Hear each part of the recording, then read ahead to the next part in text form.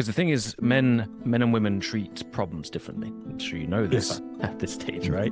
Men are very much about action, women, independent action. Women are very much about social support, right? Yeah. And that's why it can seem like complaining, just to be real with you, but it really isn't. By the way, it's just the way that our social circles work, okay? Men hunt alone, women group hunt in packs, okay? So the reason why I say that is don't change your language to what you would say to a man. And well, I know you've been dealing with that for a while, right? What's the next action item kind of thing? Change it to, well, thank you for sharing that. Trust. Thank you for sharing that. Is there anything I can be doing for you at this stage? And 9 times out of 10, they're going to say, no, there really isn't anything. It's just so you, just you hearing this is enough. That's what they'll say. They may also say something along the lines of, no, yeah, you could do this for me. That'd be great. You say, awesome. And that actually, then it's win-win for you because you know something that will really stand out for her. Make sense? Yeah, and then I don't have to guess. Exactly. And she feels supported, just like. Yeah, you know, like how there's been that common phrase. You know how there's been that common phrase for I'm not a mind reader. Men would say that all over television. I'm not a mind reader. And it's been a plot point in terms of humor for a long, long time. But I think most people, especially men, they miss the value of it. Basically, the reason why they say I'm not a mind reader isn't because they're calling out a judgment. They're saying it because I don't know how to help you.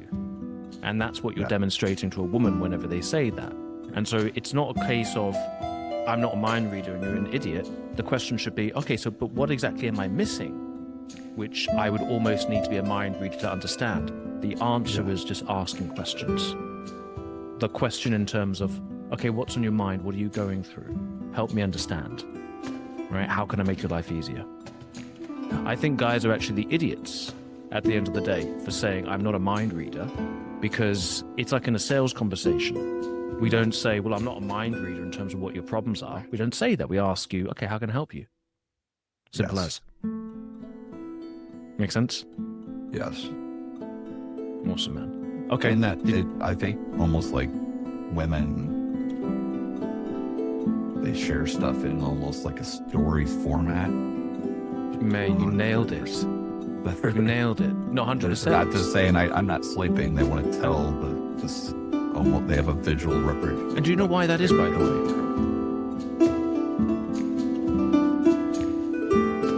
Kids? No. Good point. Good. Well, actually, it kind of is, interesting enough. Now, here's the thing, and this is something that's in the psychological literature an awful lot, okay? So, first of all, have you ever heard how men, they show their prowess through physical action, strength and all that kind of stuff? Mm-hmm. How do women show their prowess? Or actually, it's men will attack each other physically. What will women do? Gossip. They'll attack. 100%. Reputation. 100%. Right? They are the original judiciary system. That's the main theory from anthropologists, which is to say back in the day, the women's circle is what ruled. That's why there's such a strong argument for there being a matriarchy, because judgment came down from the social side. Men went out and hunted and all this kind of stuff, right? And I'm very proud to say that because for most of my life, my home country was ruled by a woman, Elizabeth, right? A queen, right? I wish Charles all the luck in the world, but a man just doesn't feel right in the monarchy system, okay? Now I say that because the reason why women very often tell through stories is because they're telling through judgment in that sense. And it can seem to a man especially that they're being very snarky, very judgmental, very this, very that, because we don't understand, because we take effective action, okay? Which is neither right or wrong, by the way. It's simply motion creates emotion. So it works for things like sales and real estate and all that kind of stuff. But women tell their story through stories, right? Because there's almost, that's their level of judgment. That's their level of accountability. And that's why there's a lot of gossip as well, right? That's why they're always telling each other all these people. In Poland, another great example of this is the babcia. Do you know what a babcia is? Not sure. No. The babcia. No worries. It means old woman. And in Poland, especially if you're a man, you fear the babcia. because the Babcha are old women telling each other what's going on in the community. It's like the original carrier pigeon. It's the original telegram, right?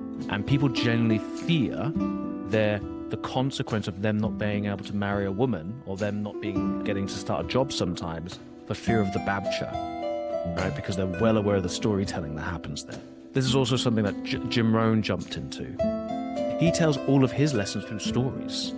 All of his lessons through stories, because there's a greater level of accountability and shame if it doesn't go through. And it's really important even though the majority of Jim Rohn's audience is men, but it's not even that, but it's not like it's a very strong majority, by the way. It's not a lion's share, it's just a majority. It's still a lot of women, right? But the men as well, they lean into their effeminate side to understand the storytelling value. And Jim Rohn's student, Tony Robbins, another example of someone who tells his lessons through stories. And that man speaks to millions of people a year. He makes $12 billion a year through stories. Okay?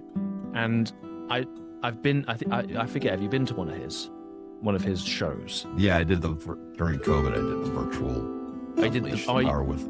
Maybe you wouldn't have seen it, but you go to one of his audiences and half the people there are women, which is great to see.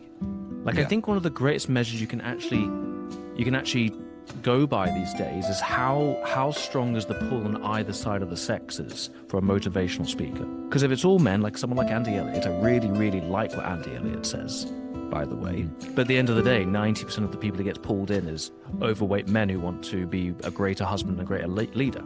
Yeah. Right? That's just his thing. They gain some confidence and they get better at whatever.